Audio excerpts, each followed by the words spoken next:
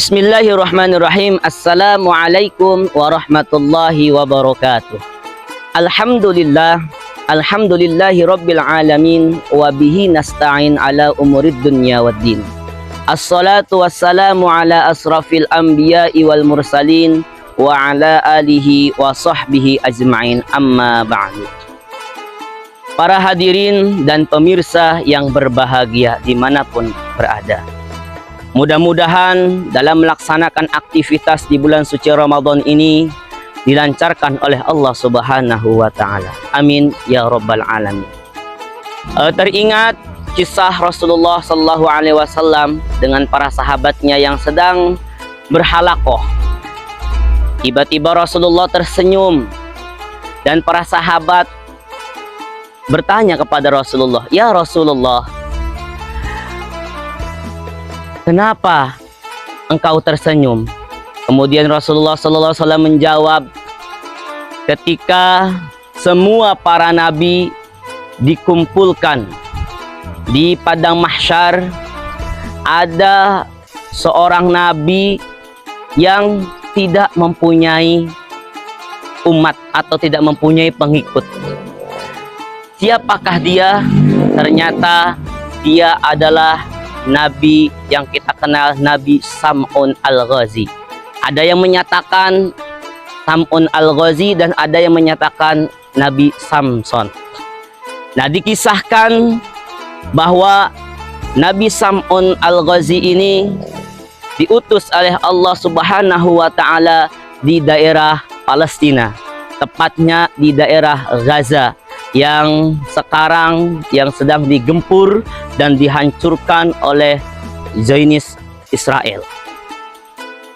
Nabi Sam'un Al-Ghazi ini berperang melawan kaum kafir karena di daerah itu umatnya tidak ada yang mau masuk agama tauhid, sehingga Sam'un Al-Ghazi menjadi musuh dari kerajaan, di mana pada waktu itu kerajaan adalah bangsa Romawi yang dipimpin oleh Raja Israel.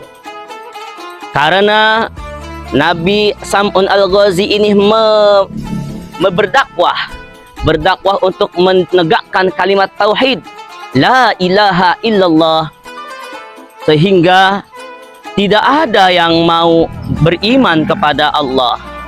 Akhirnya Nabi Sam'un Al-Ghazi kemudian berperang dengan membawa senjata, yaitu senjata yang berbentuk nahul jamal, di mana senjata ini bisa apabila haus Nabi Sam'un Al-Ghazi, maka senjata ini bisa mengeluarkan air. Apabila lapar Sam'un Al-Ghazi, maka dari senjata ini keluar daging-daging di dalamnya untuk dimakan oleh Sam'un Al-Ghazi. Sam'un Al-Ghazi terkenal dengan orang yang sangat kuat,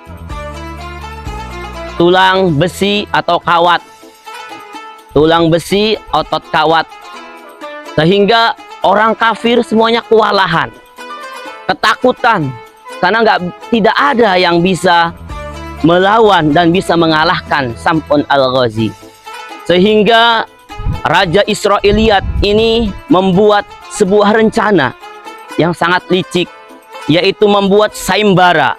Barang siapa yang bisa menangkap dan membawa ke istana Nabi Sam'un Al-Ghazi, maka akan diberi hadiah yang sangat banyak, yaitu berupa emas dan permata.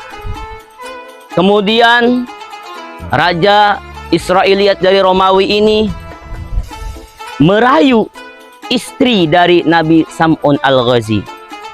Dengan dirayu, dengan ditawarkan bermacam-macam hadiah, sehingga istri Sam'un Al-Ghazi ini mau untuk menjalankan rencana yang direncanakan oleh Raja Sam'un Al-Ghazi, yaitu untuk menangkap Sam'un Al-Ghazi dan dibawa ke istana. Singkat cerita, Raja Israeliat ini kemudian memberikan sebuah tali yang sangat besar kepada istrinya untuk diikatkan kepada Sam'un Al-Ghazi. Singkat cerita, Nabi Sam'un Al-Ghazi tertidur. Kemudian diikat oleh istrinya dengan tali yang diberikan oleh Raja Israeliat. Ternyata ketika bangun, tali itu putus. Kata Sam'un Al-Ghazi, siapa yang mengikat saya? Kata istrinya menjawab, saya ingin mencoba kekuatan beliau. Kemudian di hari yang kedua diikat lagi dengan rantai yang sangat besar. Ketika sedang tidur, Sam'un Al-Ghazi diikat oleh istrinya dengan rantai yang besar. Ketika terbangun, rantai itu terlepas dengan sangat mudah sekali. Karena Nabi Sam'un Al-Ghazi ini adalah orang yang sangat kuat. Nah, di hari yang selanjutnya juga kemudian sama seperti hari-hari pertama, sehingga 3 hari itu di percobaan ternyata gagal dan gagal. Akhirnya istri Sam'un Al-Ghazi ini merayu suaminya dengan cara menanyakan apa kelemahan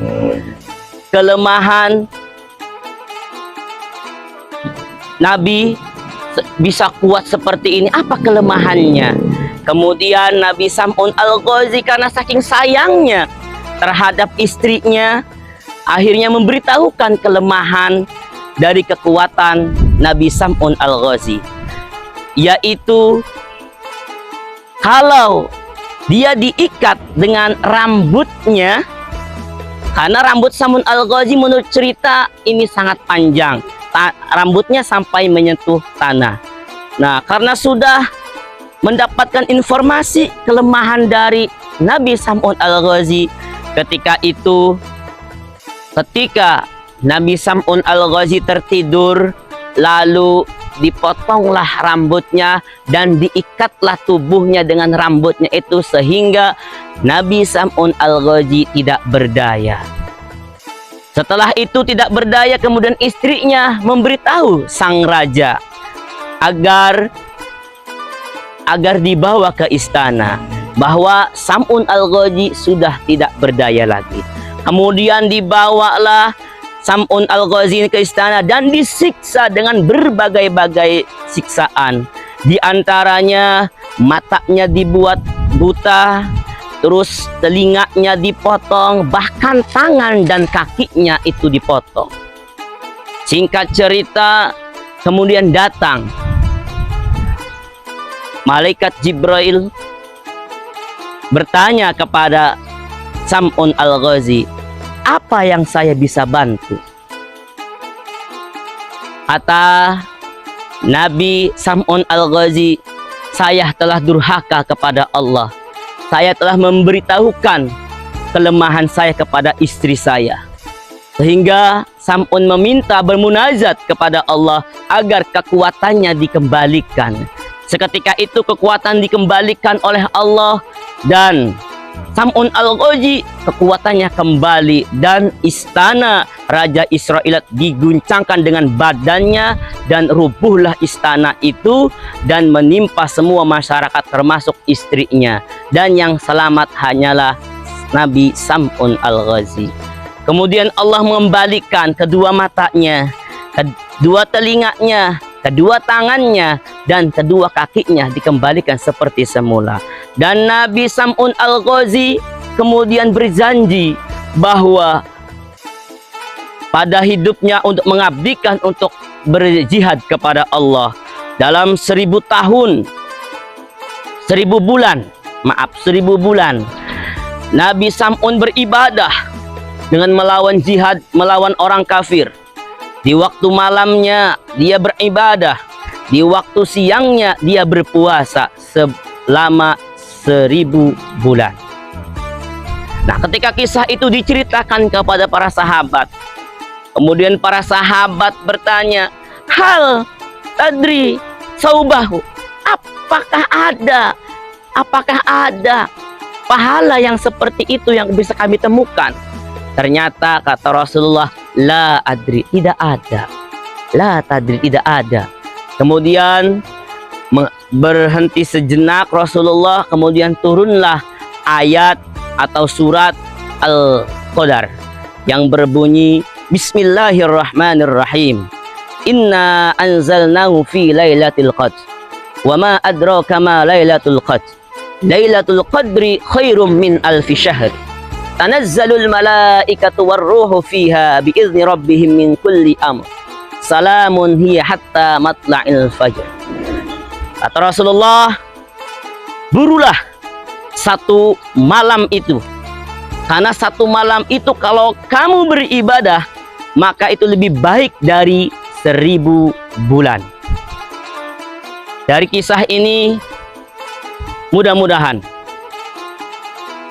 para pemirsa dan para hadirin bisa mengambil hikmah, yaitu bahwa malam 1000 bulan itu yaitu malam Lailatul Qadar. Apabila para hadirin melaksanakan dalam satu malam itu, maka lebih baik pahalanya itu daripada ibadah berjihad selama 1000 bulan.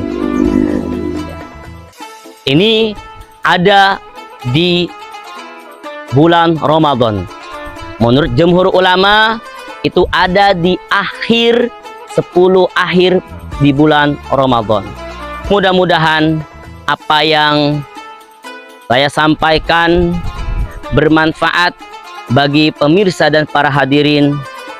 Kurang lebihnya saya mohon maaf. Akhirul kalam. Assalamualaikum warahmatullahi wabarakatuh.